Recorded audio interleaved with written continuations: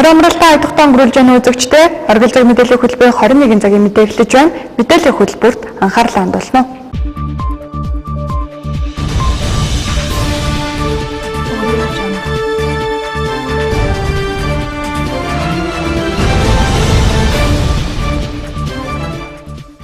Замын хөдөлгөөний аюулгүй байдлын төлөө хамтдаа Төвийн Бүсийн аймагуудын нэгдсэн зөвлөгөө өнөөдөр Орхон аймагт боллоо. Энэхүү зөвлөгөөнд Орхон, Булган, Хөвсгөл аймгийн замын цагдаагийн газрын төлөөллүүд оролцож хийж хэрэгжүүлэх ажлаа ярилцлаа. Эдгээр 3 аймгийн улсын чанартай автозам ихтэй аялал жуулчлалын бүс нутаг гэдэг утгаараа замын хөдөлгөөн урсгал ихтэй гэдэг юм. Тиймээс тэд 2018 онд хийж хэрэгжүүлэх ажлаа төлөвлөж зөвлөмж гаргаж хэлэлцэж байна. Замын хөдөлгөөний аюулгүй байдлын төлөө хамтдаа Төвийн Бүсийн зөвлөгөө өнөөдөр Орхон аймагт боллоо. Зөвлөгөөнд Орхон, Булган, Хөвсгөл аймгийн замын цагдаагийн газрын төлөөлөл оролцож, орон нутгийн замд гарч байгаа зам тээврийн ослын тоог бууруулах чиглэлээр хийж хэрэгжүүлэх ажлаа хэлэлцлээ. Орхон, Булган, Хөвсгөл 3 аймгийн дүү мэдээлэлээр Хөвсгөл аймгийн замд гарч байгаа зам тээврийн ослын тоо харьцангуй өндөр байна. Эдгээр 3 аймгийг холбосон улсын чанартай автозам байдаг. Үүнийг дагаад аялал жуулчлалын бүс нутаг холбосон автозамын урсгал их ачаалал өндөр байгаа. Эдгээр замд автомашины бүрэн бүтэн байдал, гэрлийн тусгал, хатуу хүчилттэй замын эвдрэл гэмтэл жолоочийн хариуцлагагүй байдлаас шалтгааж зам тээврийн осол их гардаг байна. За зам тээврийн осол давтамжтай гардаг ханцэг гэж бид яриад байна. Энэ сүүлийн 5 жилийн судалгаар гаргаж. За энийг нэг өсөлт танилцуулбал байршлын хувьд бол их хүчтэй даваанаас 3 замын пост хүртэл нийт зам тээврийн осол 13 болсон, асуусан 4, ийдсэн 9 гэдэг. За энэ шалтгаан нэстийн жолоочийн анхаарал болгоомжгүй байдал замын нөхцөл хурд тохируулаагүй байдлаас болж үүсэж байна. За 3 замын постоос эрдэнэ төлөвлөлтийн уулзалт. За тоо мэдээ нь бол харагдаж байгаа. Жолоочийн анхаарал болгоомж байдал гүйцэтгэл журам зөксчих гэж Оргилын нутаг дэвсгэрт Оргилын уулзлаас эрдэнэ дэвсгэрт уулзалт бол хурд тохируулах замын эргэлдүүлэх хангалтгүй байдлаас за эрдэнэ дэвсгээс хөлсөд компани уулзлаас аймгийн шүүхийн уулзалт жолоочийн анхаарал болгоомжгүй байдал Чамбан төвийн уулзалт захиргааны 4-р замын 4 замын уулзалт жолооч явган зурчийн анхаарал болгоомжгүй байдлаас болж зам тээврийн осол нас улсан бизнес улсууд нэмэгдээд байна. Осол 2012 оноос 18 оны хооронд Булган аймгийн нутагт дэвсгэж гарсан энэ хар цэгийн судалгааг бид хийсэн байгаа.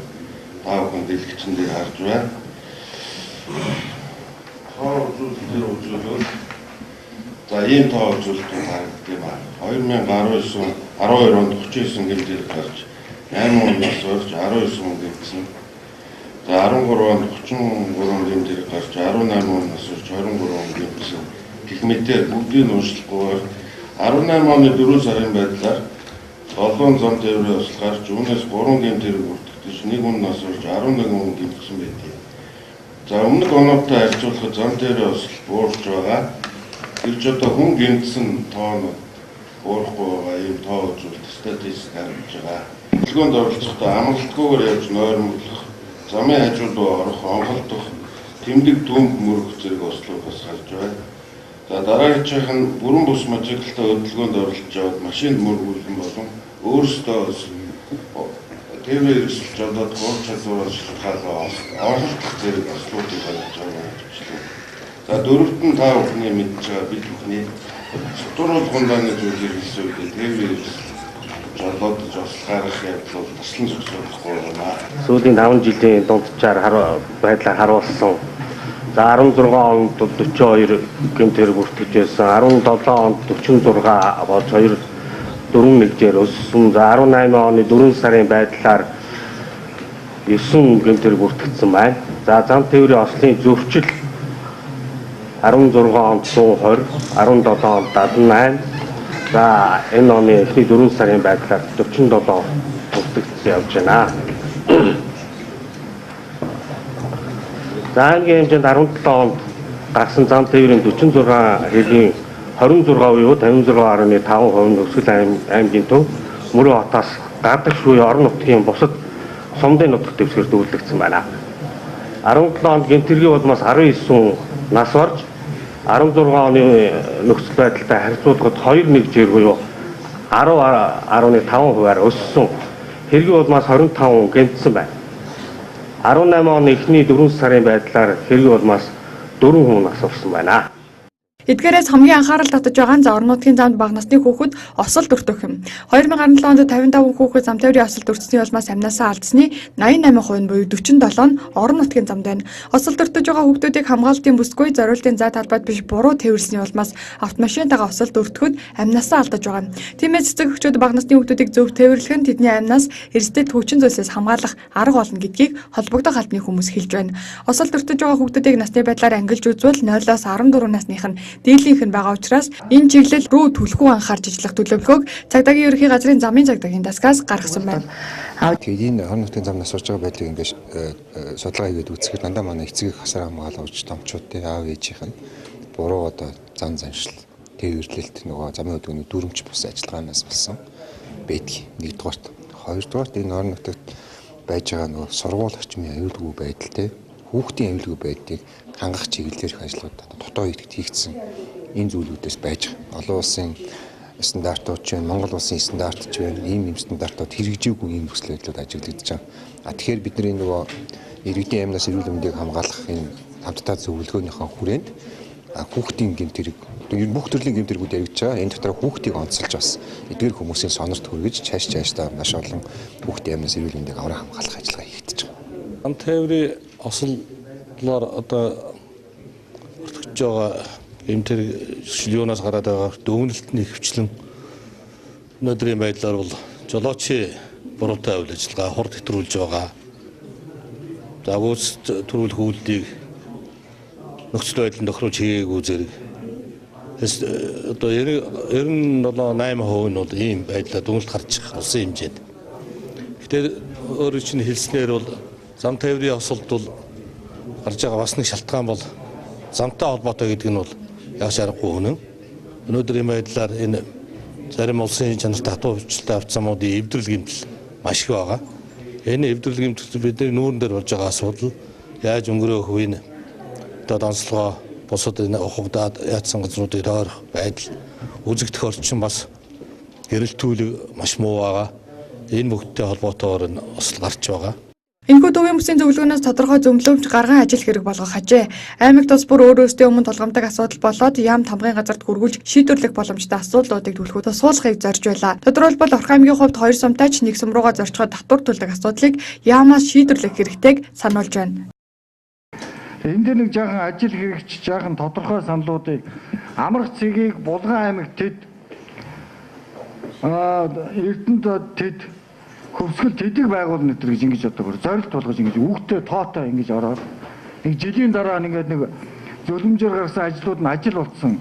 Бас хэмжүүртэй шалгууртай ийм байвал одоо ямар байд юм бэ? Маш их ерөнхий юм яриад энэ хур зөвлөгөөнүүд ер нь олон удаа суулаад нэг юм дандаа нэг юм ерөнхий юм л хэлээд байдаг. Цагдаагийн албаагчийн тичнээ одоо дараагаар аваад өчигээд одоо манай иргэдийн хурлын дарга нар бол зоригтой том оруулчмаар байна. Энд дээр тэгжээж л ажил болмоор байна одоо. Бид тодорхой нэг 2 асуудлыг бол жишээ нь яам тамгын хэмжээнд засгийн газарт бид нар эндээс саналаа бол дээшээ яам тамгад явах нэг санал гаргаад за орон нутаг бол яг хийж хэрэгжүүлнэ гэдэг эднэрийг яг жинхэнэ уриалга зөвлөмж байна өгөөд одоо бол төсөв батлагдсан шүү дээ. Инжлийн хувьд бид нар бас нөгөө нэг юмнуудаа бас харах хэрэгтэй. Улсын төсөв тодлох юм бол даацны ямар байх юм? Бид нар мэдээж хийгээд явж байгаа. Хуваацсан явж байгаа. Тэгэхээр яамд гэхэд бол одоо яг булганч тэр хөвсгөлч тэр хэрвээ энэ манай хотын төвөөр дайрж байгаа тохиолдолд урд яг энэ Куйтийн гудам гэдэг байгаа энэ тойргийн доор манай инженерийн шугамсуулжийн үйлсэл байдаг хотын. Энд ямар нэгэн аваар гарах юм бол тэгэд болоо энэ зам хаагдана. Өвөл хаагдчих юм бол яах вэ?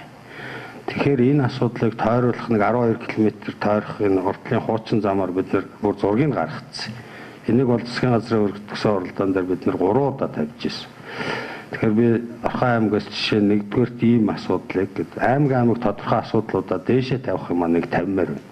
Зөвлөгөөнөөс гарах зөвлөмжөд орон нутаг тус бүрийн үүрэг оролцоог тусдан зааж үр дүнг нарийн гаргах байдлаар тусгах санал байгууллагуудаас гарч байна. Эдгээр болоод бусад асуудлыг тусгаж зөвлөмжийг хилцэж гаргаж байна. Шаардлага тавиад байхдаа Боловсролын урлагийн газрын дарга Батамангалан хууль бусаар томилогдсон нь үнэн болохыг шүүх тогтоожээ. Тиймээс хуучин дарга ариун гэрэлтийг албан тушаалтанд томилох шүүхийн шийдвэр гарсны дараагаар засаг даргын захирамж гарсан ч өнөөдөр ажлаа хүлээлцэж чадсангүй.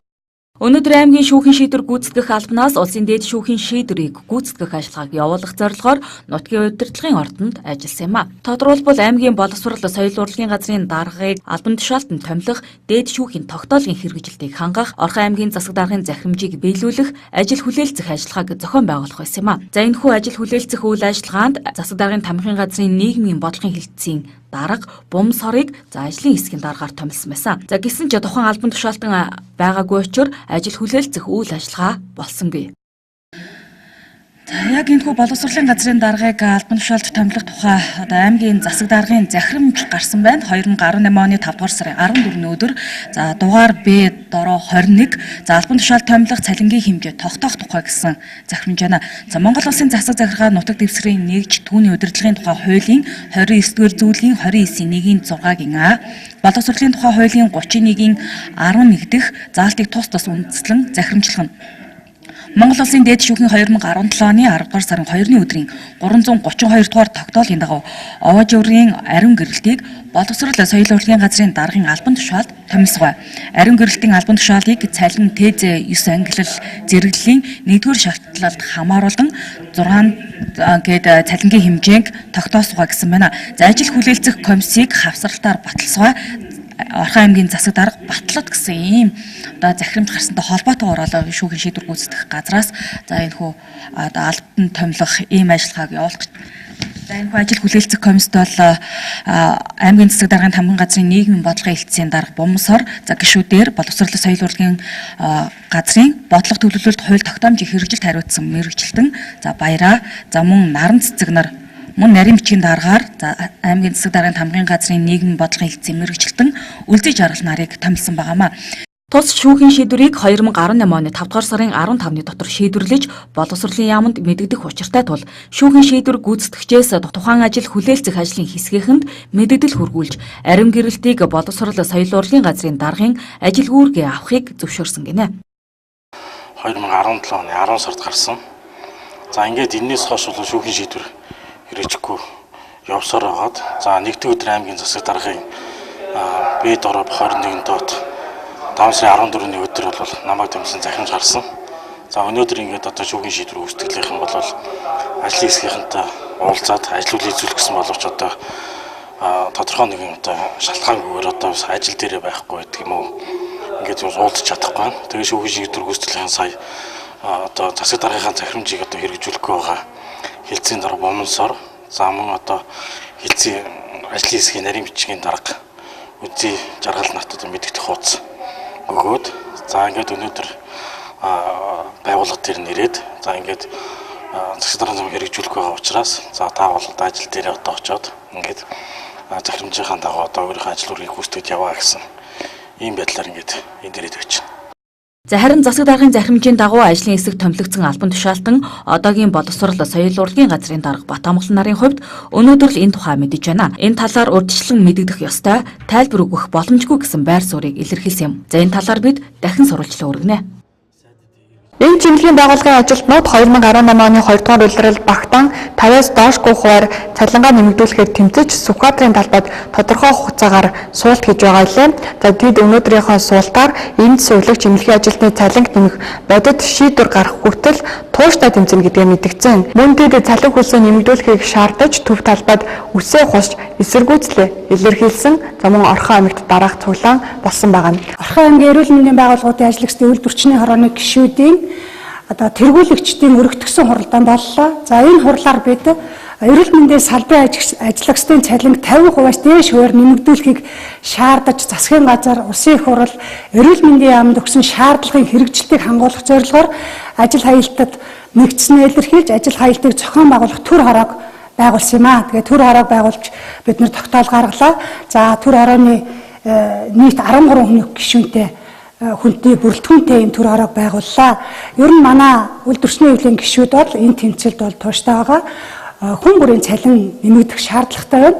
Эрүүл мэндийн салбарт өндөр ачаалал, өндөр хариуцлага, өндөр стрессийг даван туулж байгаа энэ ажилчид бол үнэхээр туйлдж байна. Тийм учраас эрүүл мэндийн салбарын ажил хаялтанд бид бол эв санааны нэгдэлтэйгээр оролцож байна. Одоо эрүүл мэндийн салбарт 33 жил ажиллаж байна. Миний үндсэн цалин бол 656 мянга. төгрөг гар дээр авдаг. Үүнээс татвар эрүүл мэндийн даатгал мэгчлэн хасагддаг. Ерөнхийдөө өглөө 8-аас маргааш өглөөний орооны 8 цаг хүртэл баг ажиллаж байгаа жижүүрийн мөнгө гэж нэг хэдэн төгрөг авдаг. Тэр нь баг шөндөө нойргүй хонжиж 2 тасаг, докторийн тасаг, мэдээллийн тасагт 2 тасагт ажилладаг. Тэгээд шүн нойргүй хонжиж жижүүр хийж нэг цалин дээрээ хэдхэн цөөхөн төгрөг нэмдэг. Би оюутан хүүхдээ, миний оюутан хүүхдийн жилийн төлбөр нь бол 7 сая 200 мянган төгрөг байдаг. Би энийг урьдчилгоосон эмэгтэй учраас энийг төлөхөд бол миний цалин бол хүрдэггүй. За би 88 онд одоо Анхны дунд сургууль төгссөн юм аа. Одоо тэрнээс хойш мэрэгчлээ үнэнч 30 жил ажиллаж байна. Миний үндсэн цалин бол 585. Энийг одоо 2 хувааж авна. Тэгээ эмнэлгийн дунд мэрэгчлээ эрэгтэй хүн өрхгөр авч явахд хэцүү байд юм аа. Би бол эмч хүн биш байхгүй юу?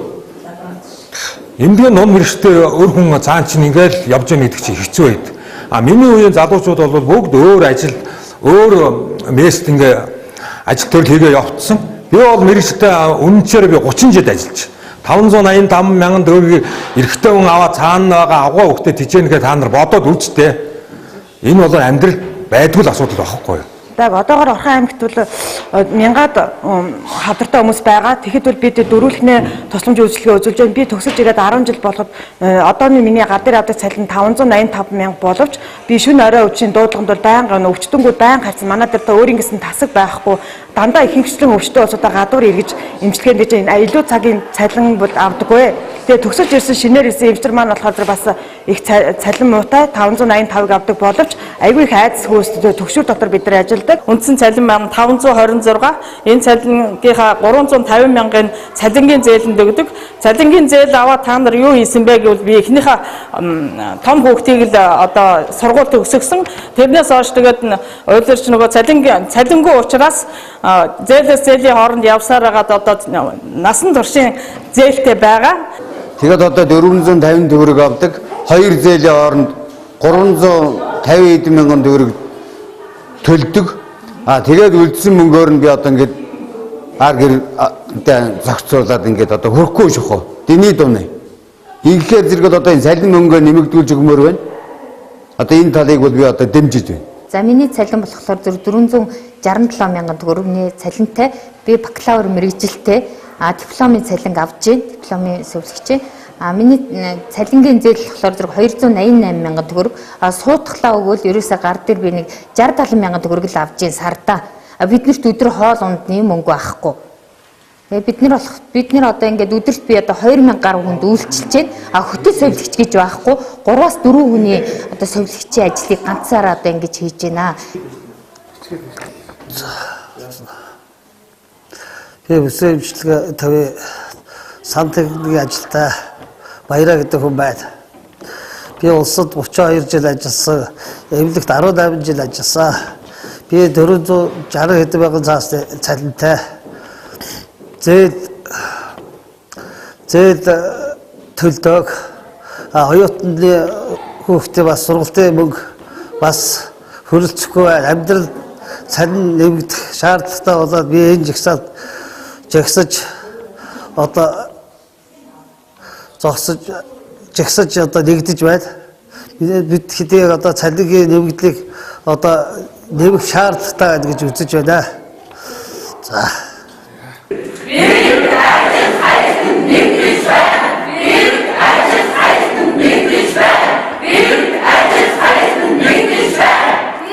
Үргэлжлүүлээд дараагийн мэдээллийг хүргэе. Өмнөх жилүүдэд малын ашиг шимийн бүтцийг даган Орхон аймагт нүүдлэн ирэх малчид Орхон аймгийн малын тоо толгой өссөөр байгаа. Тиймээс орон нутгийн хүнсгүдэн аж ахуйн газраас малчин бэлчээрийн дац хидэрсэнтэй холбоотойгоор өндөр ашиг шимт малыг үржүүлэх бодлогыг барьж байна.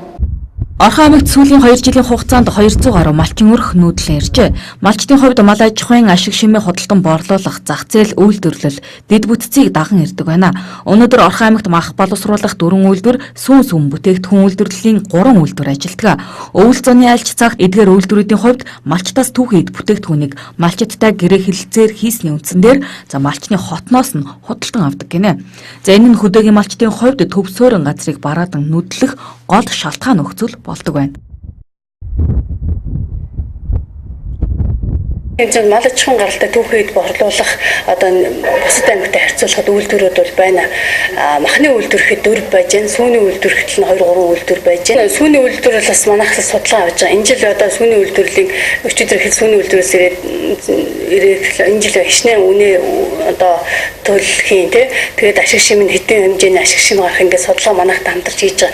Тэгэхээр яг манай малчтанд бол малын тоо бага, малчтын тоо бага. Тэгээд өөр аймаг сумдаас бас отроод ирж байгаа улсууд одоо нөгөө сүүс хагаа дээр борлуулах гэж байгаа сүүний үйлдвэрүүд нь болохоор яг нөгөө гэрэт борлуулагч байт юм байна хөдлөж авах. Тэрүүгээр дамжуулаад одоо сүүгээ аваад үйлдвэртээ тушааж өгт. Одоо жишээ нь манайд нэг сүүний фермерүүд гэхтэл нэг 16 фермер байгаа байхгүй. Тэгээд яг тэр фермерүүдийн эзэдтэйгээ уулзаж танах одоо өдөрт хэдэн сүү борлуулах хэрэгтэй юм бэ? Өдөрт манай шинэ сүүгээр одоо хангахын тулд танах энэ жил сүүний үйлдвэртэйг гэрээ хийгээд одоо өдөрт хэдэн литр сүү өгнө. Тэгэхээр үйлдвэр дээр авчиад яг үйлдвэрийн нэмээр авах. Тийм их бодлоготой юм байна. Орхон аймгийн хувьд ашиг шим өндөр малыг өсгөн үржүүлэх тал дээр түлхүү анхаарч байна. Энэ нь аймгийн бэлчээрийн дац 10 дахин хэтэрсэнтэй холбоотой. Мөн бэлчээрийн дац хэтэрсэнтэй холбоотойгоор өнгөрсөн жилд Баруун аймгаас нүүдлэн ирэх малчтын хувьд зэрэгэлдэх Булган аймгийн нутаг дэвсгэрт суурьшиж эхэлсэн байгаамаа. Орхон аймгийн хөдөө аж ахуйн салбараас дээрх шалтгаан нөхцлөөс хамааран мах сүүний чиглэлээр ашиг шим өндөр эзэг их малыг ялган тодорхой бодлого барьж ажиллахаар болсон байна. Үүнд мах сүүний чиглэлийн үхэр сүргийг үржүүлэх гэнэ. Ер нь бол 2015 оны жилээс тоологдсон малчин өрхөйдийн тоо 16 онд нэлээд өссөн байгаа.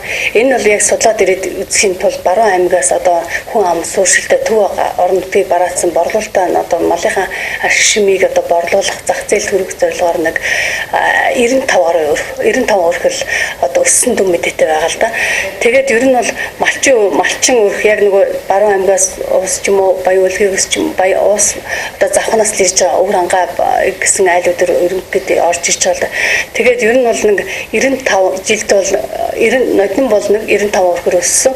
Энэ жил бол ерөнхийдөө нэг 100 гаруй өрхөр өссөн дүн мэдээд байгаа. Малчин баг татан буугдаад нөгөө өөр нөгөө булганы хил залгаа сумдруугаар шилжсэн байснаа буцаад эргээд ийм тоо өсөлт гарч байна.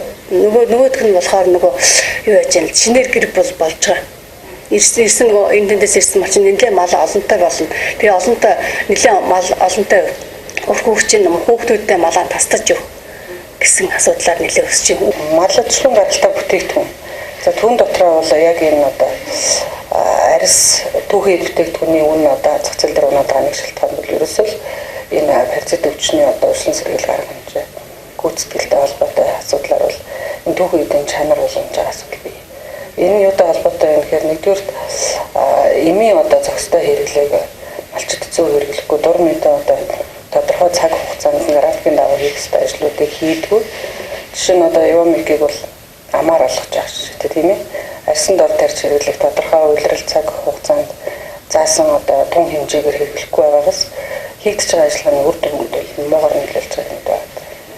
Тэгэхээр мэргэжлийн байгууллагын одоо үйл ажиллагаа мэргэжлийн хүний оролцоотойгоор урьдчилан сэргийл тэмцэх арга хэмжээг зөв зохион байгуулахгүй бол үргүү зардал гарах замун түүхийд одоо мал аж ахуйн гаралтай бүтээгдэхүүний ашиг шин гарцад нөлөөлөх байдал байна. Цаашдаа малын түүхийд арьс шир түүнд тулгамдсан үнийн бууралт зэрэг асуудлыг шинээр хэрэгжиж эхлэх мал амьтны эрүүл мэндийн тухай хуультай холбоотойгоор өөрчлөлт шинжилэлт хийхээр төлөвлөсөн байна. Олон улсын хэмжээнд мөрдөгдөж байгаа стандартыг хангах, Монгол иргэдийн гадаадд зорчих эрхийг нь баталгаажуулах, цаашлаад гадаад улсын хилээ нэвтрэхэд тулгарч буй хүндрэлийг арилгах зорилгоор 2018 оноос эхлэн гадаад паспортод сонголт хийх байхаар болсон. Дээрх хугацаанаас өмнө гадаад паспортоор сонгуулсан иргэдийн хувьд гадаад паспортыг шинээр авах шаардлагатай болж байгаа нь ялангуяа Солонгос, Япон, Европын орнуудад зорчих иргэдэд түлхүү анхааруулж дарах мэдээллийг бэлтгэлээ. Орхон аймгийн улсын бүртгэлийн хилцээс он гарснаас хойш 370 гаруй иргэн шинээр гадаад паспорт авчээ.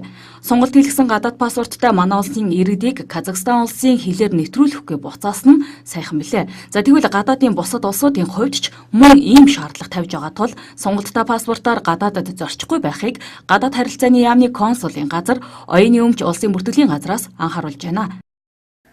2015 онд Египтийн Каир хотод бас олон улсын нисхийн байгууллагын гэрээнд Монгол улс нэгдээд орсон. За эндээс бол ямар шаардлага тавьсан бэ гэхээр энэ сонголттой гадаад паспорт буюу уншигдгүй гадаад паспортоор одоо хил нэвтрүүлэхгүй гэсэн ийм одоо шаардлагыг цаанаасаа тавьж байгаа. Тийм учраас иргэд маань зайлшгүй одоо энгийн үндэсний шинэ одоо гадаад паспорт авч 3 дахь оронд орчих энэ одоо болж байгаа зүйлийг л анхаарсан. 18 оны 1 сараас өмнө буюу 17 оны 12 сарын 31-ээс өмнөх сонголт хийгдсэн гадаад паспортууд бол 2 хөршид бол чөлөөтэй нэвтэрч байгаа. Тэ. Тэгээд 2018 оны 1 сарын 3-наас бол бид сонголтоо зогсоосон.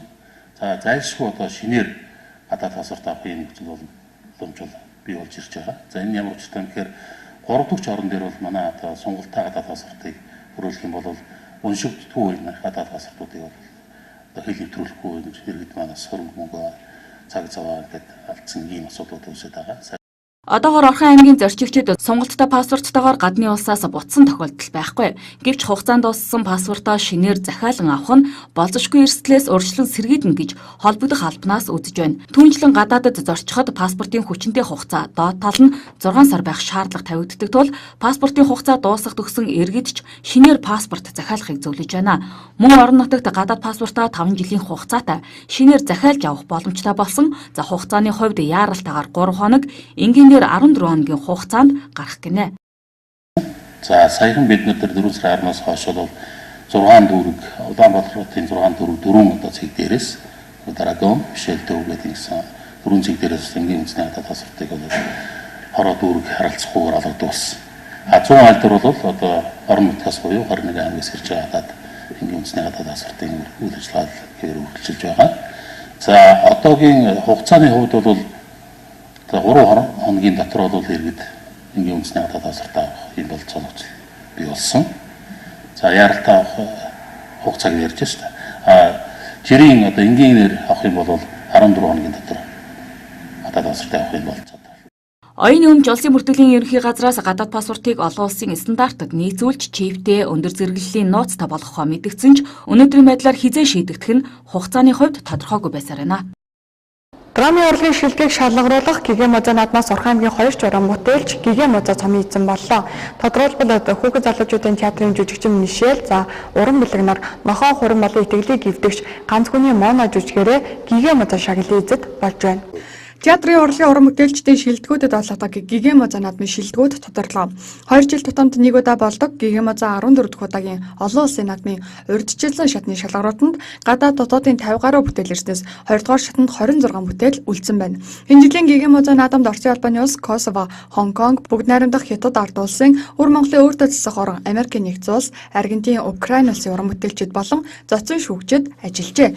Жүжигчин хүн бүрийн оролцож хэрэг хэмжээгээ мэдхийг хүсдэг нэг хүний жүжигийн төрөл манай аймгийн хүүхэд залуучуудын театрын 2 бүтээл 4-8 наацад өрсөлдөж шилдэг эмэгтэй гол дүр ба шилдэг эрэгтэй гол дүрийн шагналыг хүртсэн байна. За энэ наадам бол сая энэ 5 сарын 7-оос 13-ны хооронд болж өнгөрлөө Улаанбаатар хотод. За энд Эрдэнэтийн хүүхэд залуучуудын театрын хамт олон энд оролцлоо.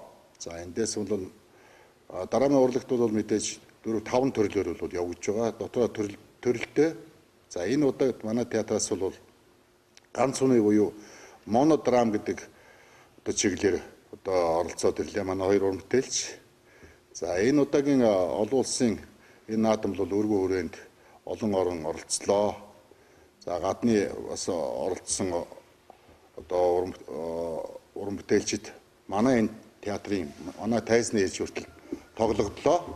За тэгэхээр бол мэдээж их хүрээг бол эзэлж жилээс жилд 2 жилд нэг удаа болж учраас олон улсын хүрээ үлүүлэх томтой ийм том наадам болдог болжээ. За тэгээ энэ удаагийн наадамд бол манай театрын 2 уран бүтээлч маш амжилттай оролцлоо.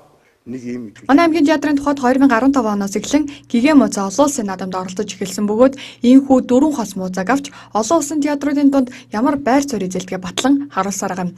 Орхон аймгийн хүүхэд залуучуудын театрын 2 жүжигчдээ тоглосон итгэлийг эвдэгч жүжигийн найруулагчаар нь музей хүртсэн за уран бэлэг ажилласан бол нохоо хурам жүжигийн найруулагчаар мөн адил музей хүртсэн Мишель ажилласан байна.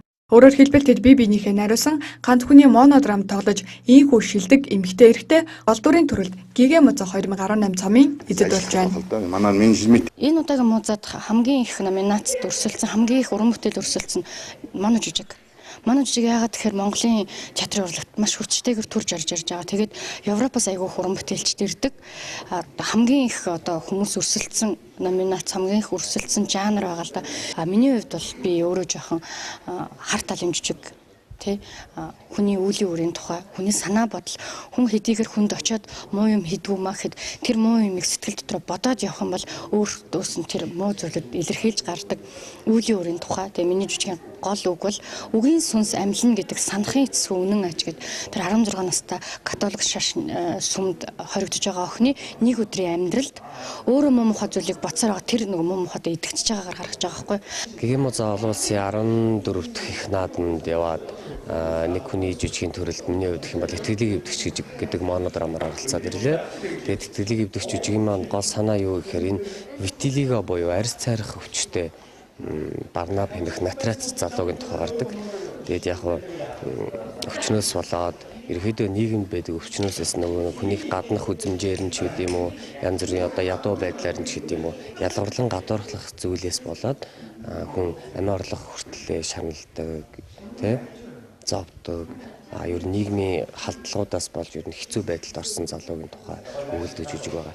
Гэхдээ найруулагч уран бүлэгтэйгээ ярилцаад бид хоёр юу гэж утсан бэ гэхээр эмгэнэлт өвчин тоглолдог жүжиг болгон дандаа гонигтай байдаг. Яагаад өвчтөй хэрнээ эрх чөлөөтэй аз жаргалтай тийм дүр байж болохгүй гэж гэдэг үднээс итгэлийг эвдэгч жүжиг дээр ажиллаад тэгээ ерөнхийдөө дуутай, гэрэл шуунтай, гэрэлтэйгээ харьцаад ярьдаг, шуунтайгаа харьцаад ярьдаг. Одоо драмын жүжигүүдийн уламжлал байдлыг ерөнхийдөө нэлээх эвдэж чадсан гэж бодож байгаа. Дашин дуртахад Гэгэмозоо 2018 наадмын шилдэг буюу Гран При шагналаар Дорнод аймгийн уран бүтээлчдийн ярьдаг мод хүүхдийн жүжиг тодорсон бөгөөд хүүхдийн жүжиг анх удаа Гран При шагнал хүртэж байгаа нь энэ юм. Тус бүтээл шилдэг зохиолч, шилдэг найруулагч, шилдэг эмэгтэй голдур, шилдэг хөгжмийн зохиолч, шилдэг тайзны зураач, шилдэг эрх тусах дүр зэрэг 6 номинацид тэргүүлсэн билээ. Оргил мэдээллийн хөтөлбөр тодруулах ярилцлагаар үргэлжлэн хурж байна.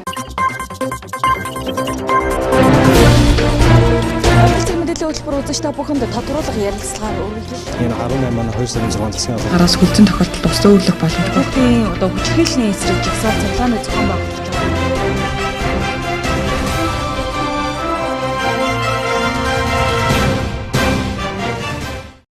Оргил цаг мэдээллийн хөтөлбөр үргэлжлэн үзэж та бүхэнд хүрч байна. Тодруулга ярилцлагын зочноор хэд хэдэн асуултанд тодруулга хариултыг авахар Орхон аймгийн ардчилсан намын даргын үүрэг гүйцэтгэгч Батхуйгтай уулзаад байна. Тэгэхээр ардчилсан намын хувьд бол одоо иргэдээ сонгогчоо за ялангуяа одоо бас Монголоос сонсё гэсэн юм нэрийн дор нэлийн томоохон ажлыг өрнүүлэх гэж байна л да.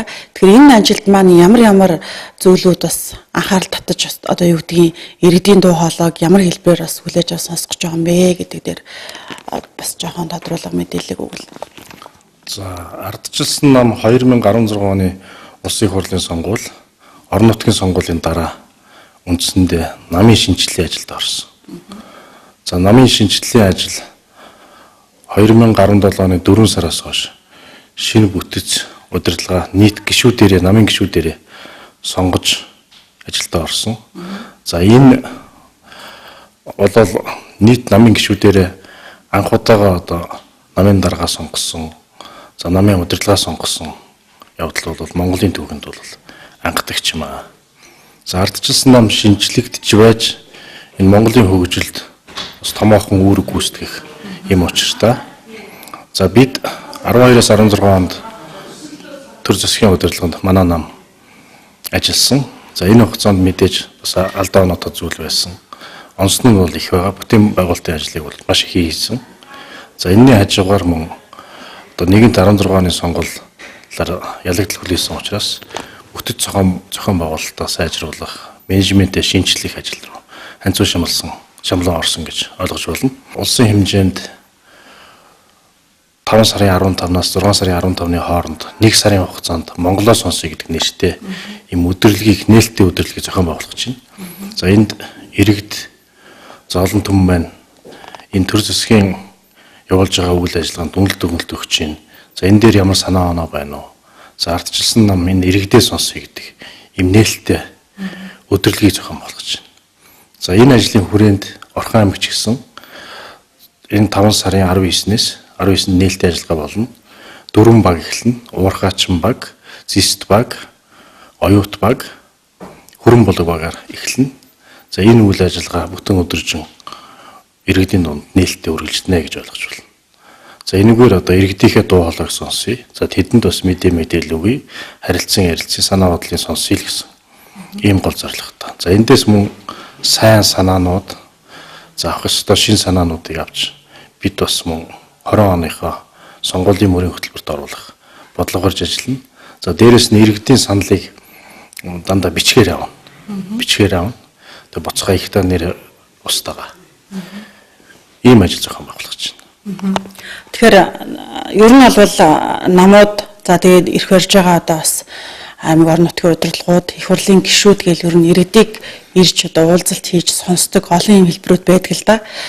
Монголоос сонсъё гэдэг энэ өдөрлөг маань тэр одоо уулзалтуудаас иргэдийг сонсож мэдээлэл авдаг хэлбрээс харин өөр байх уу? Сая таал хэллээ шүү дээ тийм ээ, иргэдийн саналыг бичгээр авнаа. Энэ бол ингээд яг тэр бичгийн хариу буцаагаад илгээх ч гэдэг юм хэлбэр агуулга бас байна гэж өөрөөр. Тийм энэ мөн сонсон амаар ярьж байгаа саналыг авна, дээрээс нь бичгээр авна. Энэ хоёр хэлбэрээр явна л гэсэн үг. За бидний энэ өдрөлийн ажиллагаа бол гадаа болно. Одоо цаг дулаарчлаа. Гадаа иргэдэд мөн үйлчлэгээ үзүүлэх, за залуучуудын дунд тэмцээн уралдаан зохион байгуулах, за мөн дуу хооройн тэмцээн явуулах, одоо гэх мэтийн спортын арга хэмжээ, урлагийн арга хэмжээ, за дээрэс нь иргэдийн санал бодлын чөлөөтэй сонсох, тэгээ чөлөөт микрофон гэж ярьдаг шүү дээ. Тийм юмнууд явуулна, аялуулах тиймэрхүү арга хэмжээнүүд явна.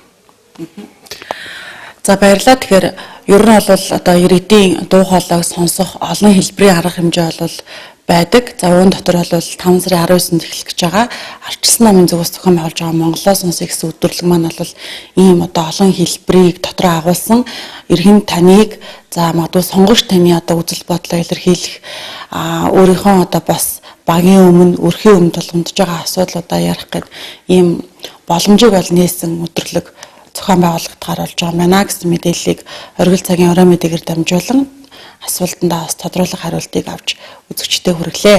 Тэгэхээр энэ үйл ажиллагаатай холбоотой бол одоо багуудын иргэдэд мэдээлэл бол хүрээд явчих нь шүү дээ тийм ээ. Одоо баг болгон дээр манай зохион байгуулалтын баг ажиллаж байгаа. Тэгээ иргэдэд одоо сонингоо тарана. Манай намаас одоо иргэдэд сонин тарана, урилга тарана.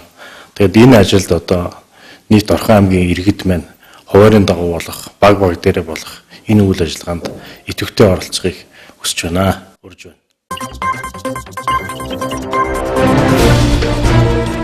Мэдээллийн хөтөлбөр үзэж та бүхэнд тодруулах ярилцлагаар үргэлжлүүлж энэ 18 маань 2 сарын 6-нд засгийн газар араас хүлцэн тохиолдолд ус өөрлөх боломжтой. хүүхдийн одоо хүчирхийллийн эсрэг жагсаал цуглааны зохион байгуулалт